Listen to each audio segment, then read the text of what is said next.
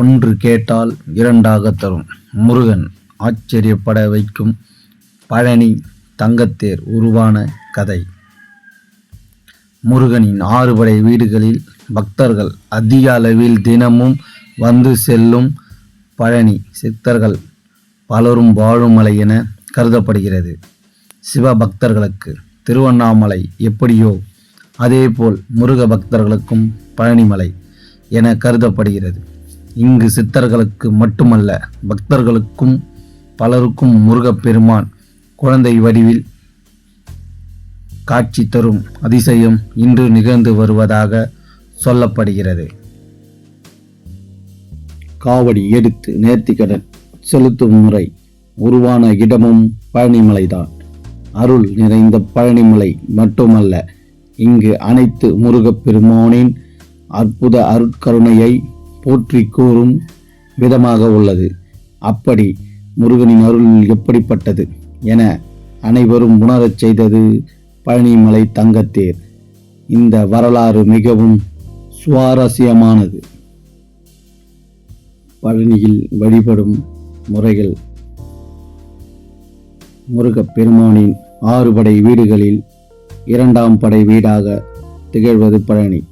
பழனி ஊருக்குள் அமைந்துள்ள திரு ஆவினன்குடி என்பதுதான் உண்மையான படை வீடு. இருந்தாலும் பழனிமலை மீது அமைந்துள்ள தண்டாயுதபாணி கோவிலையே பக்தர்கள் படைவீடாக கருதி வழிபடுகிறார்கள்.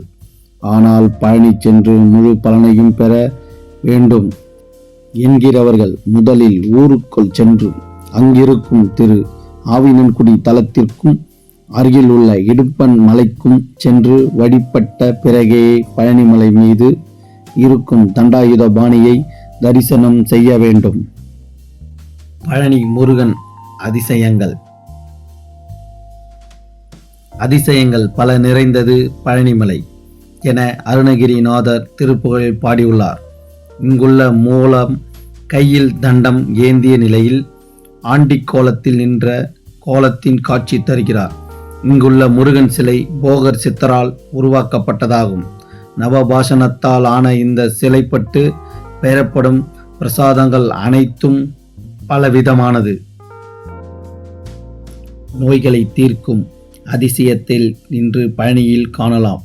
மலை மீது போகர் சித்தரு ஜீவ சமாதி உள்ளது. இது பழனிமலை பற்றி அனைவரும் அறிந்த ரகசியம்தான். ஆனால் பழனி முருகன் கோவில் தங்கத்தேர் உருவான சுவாரஸ்யமான கதை பலரும் அறியாத ஒன்றாகும். பழனியில் நடைபெறும் மிக முக்கியமான வழிபாடு தங்கத்தேர் வழிபாடு ஆகும். முதலில் பழனிமலை கோவிலில் தான் தங்க ரதம் அமைக்கப்பட்டது. அதற்கு பிறகுதான் திருச்செந்தூர், திருத்தணி உள்ளிட்ட மற்ற முருகன் கோவில்களில் தங்கத்தேர் அமைக்கப்பட்டு தங்கத்தேர் பவனி உற்சவம். முருகனை மனதார நம்பி வழிபடும் பக்தர்களுக்கு முருகன் எப்படி அருள் செய்வார் என்பது மிகப்பெரிய சாட்சியாக இன்று இருப்பதுதான் பழனி தங்கத்தேர். குழந்தை வரம் கேட்ட பணக்காரர். பழனியில் சாது சாமி என்று இருந்து வந்தார். அவர் தினமும் மலை மீது ஏறி சென்று விட்டு முருகனை தரிசித்து விட்டு கண்ணீர் விட்டு அழுவாராம். ஏன் அழுகிறீர்கள் என்று கேட்டால், இனி மீண்டும் முருகனை நாளைதானே தரிசனம் செய்ய முடியும், அதுவரை நான் முருகனை பிரிந்திருக்க வேண்டுமே என்பாராம். அந்த அளவிற்கு தீவிர முருக பக்தராக இருந்த அவரை பெரும் செல்வந்தரான முருகேச முதலியார் என்பவர் வந்து தரிசிக்கிறார். முருகேச முதலியார் பழனி கோவிலில் நிர்வாகியாக இருந்தார். சாமியிடம் சென்று, சாமி, என்னிடம் அளவில்லாமல் செல்வம் இருக்கிறது. ஆனால் பல காலமாக எனக்கு குழந்தை இல்லை. என்னுடைய குறை போக நான் என்ன செய்ய வேண்டும்? அதற்கு ஏதாவது வழி சொல்லுங்கள் என கேட்கிறார். அவருக்கு 2 பிள்ளைகளை கொடுத்த முருகப்பெருமான். இதை கேட்ட சாது, சாமி, இந்த மலையே நிரம்பி வழியும் அளவிற்கு பால் அபிஷேகம் செய் என்றார். சிறிது யோசிக்காமல் முருகேச முதலியார் பல ஊர்களில் இருந்து பால் வரவழைத்து முருகனுக்கு பாலால் அபிஷேகம் செய்கிறார். அந்த அபிஷேக பால் வழிந்து அளவிற்கு அபிஷேகம் செய்கிறார். சிறிது நாட்களில் முருகேச முதலியாருக்கு இரட்டை ஆண் குழந்தை பிறக்கிறது.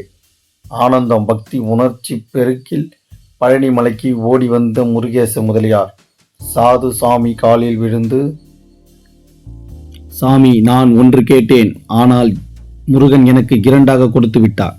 முருகப்பெருமானுக்கு நான் என்ன ஏதாவது செய்ய வேண்டும் என நினைக்கிறேன். என்ன செய்ய வேண்டும் என சொல்லுங்கள், செய்கிறேன் என்கிறார். குழந்தை வரம் தரும் தங்கத்தேர்.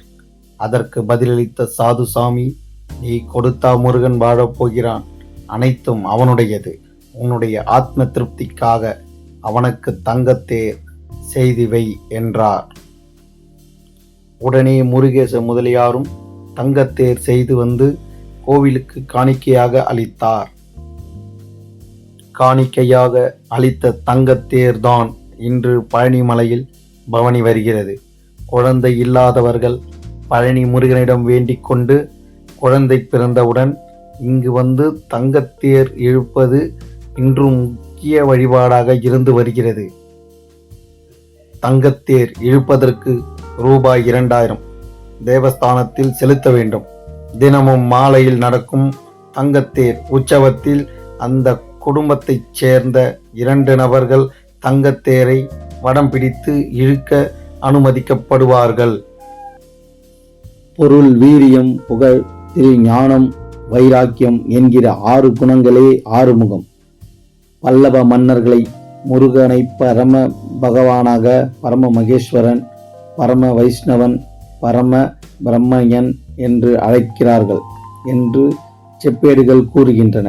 எத்தனை துன்பங்கள் எதிர்கொண்டு வந்தாலும் சரவண பொய்கையில் நீராடி நொடி பொழுதிலே துன்பங்கள் எல்லாம் தொலைந்து போகும் என்று முருகன் கோவிலின் திருக்குறள் குறித்து தனியாற்று படை கூறுகின்றது.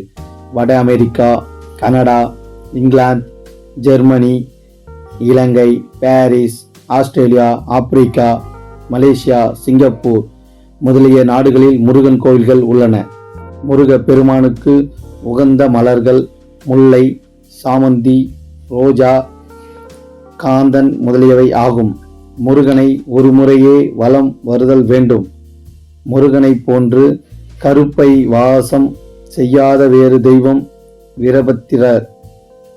10 மலை என்ற பெருமலை மீது முருகன் உள்ளார். இந்த கோவில் மலேசியா கோலாம்பூரில் 18 கிலோமீட்டர் தூரத்தில் உள்ளது. தைப்பூசம் இங்கு விசேஷம். முருகப் பெருமானுக்காக கட்டப்பட்ட முதல் திருக்கோயில் புதுக்கோட்டை மாவட்டத்தில் உள்ள ஒற்றை கண்ணூர் திருக்கோயில் ஆகும்.